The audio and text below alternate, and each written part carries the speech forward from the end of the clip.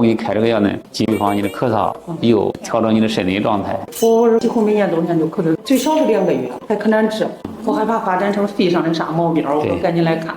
有几年了这？最少有10年了。一到冬天，这嗓子眼老感觉有痰，就是白的。咳嗽的时候啥情况？这颠的呀，这心口都疼。有时候也咳嗽，也有点怕冷。